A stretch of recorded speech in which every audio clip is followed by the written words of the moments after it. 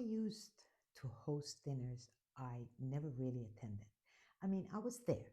I bought the food, I cooked, I set the table, I poured the wine. If somebody's glass was getting low, I noticed.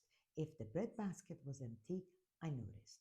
If somebody needed something from the kitchen, I was already getting up before they even asked. And I thought I was being a good host. But when I look back on it now, I realize something. I wasn't really sitting at the table, I was managing the table. And there is a difference. Everyone else was having dinner, I was making sure everyone else was having dinner. For years, I didn't see anything unusual about that. That's just what I did. Actually, sitting down and staying in my chair could feel uncomfortable because part of me was still scanning the room. Does anyone need anything? Should I clear that plate? Do we need more wine? Is everyone okay? And somewhere along the way, I realized I wasn't only doing this at dinner, I was doing it with my life. I was constantly thinking about what needed to happen next, who needed something from me, what hadn't been done yet, what might go wrong, and what I needed to remember. Even when nothing was wrong, some part of me was still looking for the next thing that needed my attention. For a long time, I thought that was just being responsible. Maybe you've done this too. You finally sit down to watch a movie, but you're not really watching it because you're thinking about tomorrow. You go on vacation, but you're the one checking the reservation, making sure everybody has what they need, figuring out where you're eating and what time you need to leave. You have lunch with a friend, but part of your mind is already working through the rest of your day.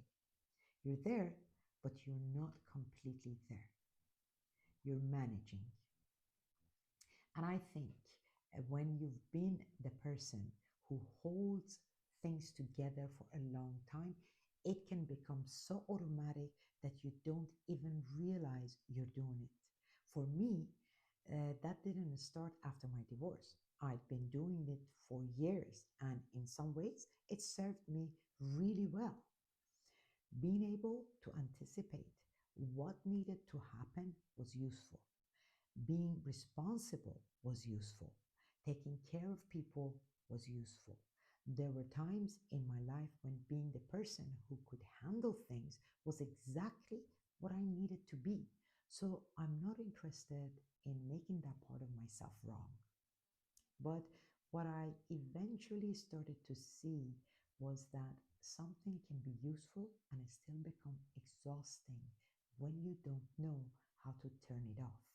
And that's what had happened.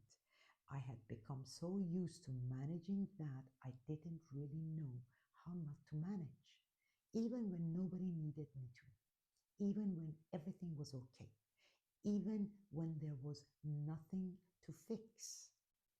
And learning to actually sit down was harder than I expected because this wasn't something I could just tell myself to stop doing. It wasn't, okay, Shole, relax. If only it were that easy. I could physically sit down while my mind was still standing up, still watching, still anticipating, still keeping track.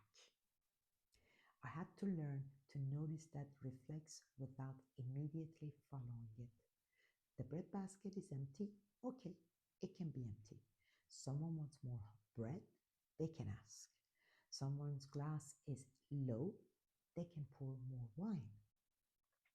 That sounds so small, but when you've spent years automatically noticing and responding to everyone's else's needs, allowing someone else to take care of something can feel surprisingly uncomfortable.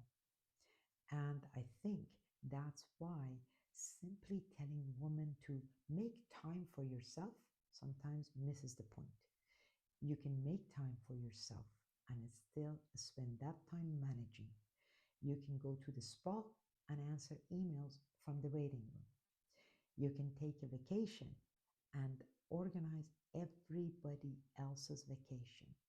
You can sit at the table and never really have dinner. The deeper question for me became, can I be somewhere without being responsible for everything that's happening there? Can I let someone else notice? Can I let someone else handle it? Can I enjoy something without needing to earn the enjoyment by making sure everyone else is okay first? I'm still learning this. I don't think you spend years developing a reflex like that and suddenly you wake up one morning and completely free of it. But I notice it now, and that changes things. Sometimes I catch myself getting up when I don't actually need to get up and I sit back down. Sometimes someone asks for something, and instead of immediately thinking, I'll do it, I wait. Maybe somebody else will. And sometimes I let myself enjoy something without simultaneously thinking about what needs to happen afterwards. Those are tiny things, but I think a life is made up of tiny things.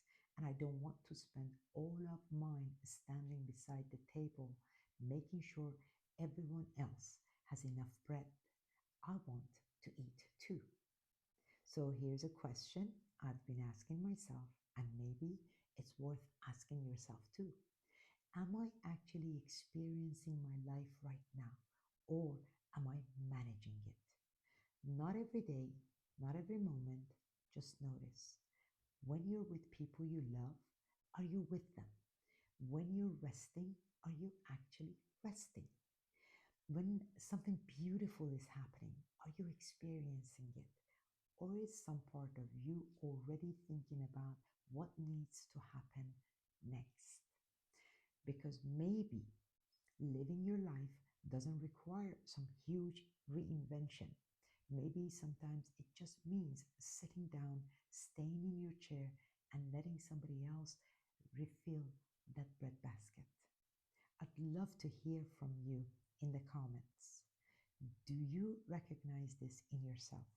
Are you attending your own life these days, or are you still spending most of it managing the table?